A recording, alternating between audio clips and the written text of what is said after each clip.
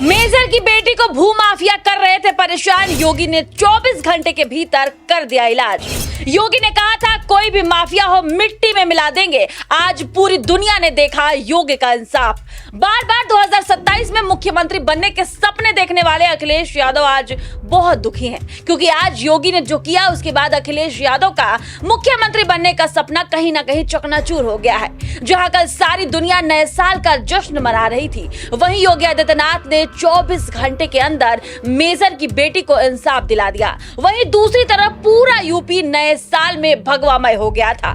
जिस अयोध्या की भूमि को लहूलुहान करने का प्रयास किया गया था, वहां लोग नए साल पर रामलला के दर्शन कर रहे थे और योगी आदित्यनाथ का शुक्रिया करते हुए दिखाई दिए। साथ ही आपको यह भी बता दूं कि कल से योगी आदित्यनाथ का एक वीडियो सोशल मीडिया पर बहुत ही तेजी से वायरल हो रहा है, जिसमें योगी जी ने कहा कि पिछली सरकारों में अयोध्या को लहूलुहान करने का कार्य किया था और जिस सरकार में आतंकी पनपे थे वहां आज शांति का माहौल है। योगी ने दहाड़ते हुए कहा कि बजरंगबली जहां की स्वयं रक्षा कर रहे हो, वहां भूत पिचास निकट नहीं आवे, महावीर जब नाम सुनावे। साथ ही योगी आदित्यनाथ ने नए साल के शुरुआत में यह साबित कर दिखाया कि उत्तर प्रदेश में भू माफियाओं की कोई जगह नहीं है। सरकार जीरो टॉलरेंस नीति के तहत काम कर रही है। यूपी की बेटी के साथ जो इंसाफ योगी आदित्यनाथ ने किया, उससे पूरी यूपी की सियासत हिल गई है। एक दिव्यांग सेना मेजर की बेटी अंजना जो दबंगों के कब्जे के कारण दर बदर भटकने को मजबूर थी, भूमाफियाओं से परेशान थी, लेकिन जब अंजना ने योगी आदित्यनाथ से मुलाकात की और अपनी परेशानी रखी तो मात्र 24 घंटे के भीतर न केवल अंजना का घर वापस मिला, बल्कि दोषियों को सलाखों के पीछे भी भेज दिया गया। आपको बता दें कि अंजना के पिता स्वर्गीय बिपिन चंद्र भट्ट भारतीय सेना के मेजर थे। उनका इंदिरा नगर स्थित A418 नंबर का मकान है। वर्ष 1994 में पिता के निधन के बाद परिवार पूरी तरह बिखर गया था। अंजना के भाई और एक बहन का भी निधन हो चुका है। अकेली रह गई अंजना को इस स्थिति का फायदा उठाकर चंदौली निवासी बलराम यादव और उनके साथी मनोज कुमार यादव ने प्रताड़ित करना शुरू कर दिया और फर्जी दस्तावेज तैयार कर मकान पर कब्जा कर लिया था।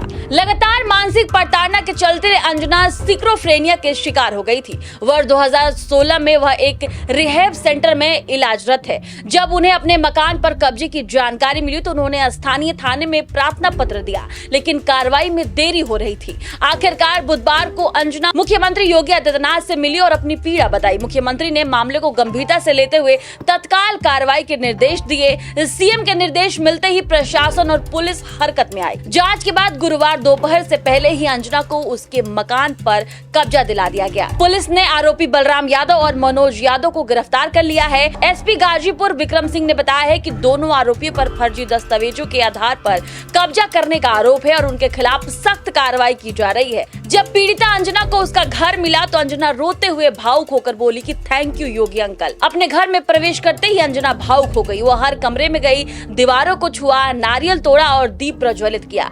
खुशी के आंसुओं के बीच उन्होंने मुख्यमंत्री के लिए कहा thank you Yogi uncle, God bless you. पड़ोसियों और महिलाओं से मिलकर उन्होंने पुराने दिनों को याद किया। देखिए, उत्तर प्रदेश हमेशा चर्चा में रहता है, लेकिन आपको योगी आदित्यनाथ का पुराना बयान भी याद होगा, जब योगी आदित्यनाथ ने कहा था कि अगर किसी बेटी को छेड़ोगे तो अगले चौराहे पर यमराज आपका टिकट काटने के लिए तैयार होगा। योगी आदित्यनाथ ने किस तरीके से दंगा प्रदेश को चंगा प्रदेश बनाया है, उसकी चर्चा देश ही नहीं बल्कि विदेशों में होती है।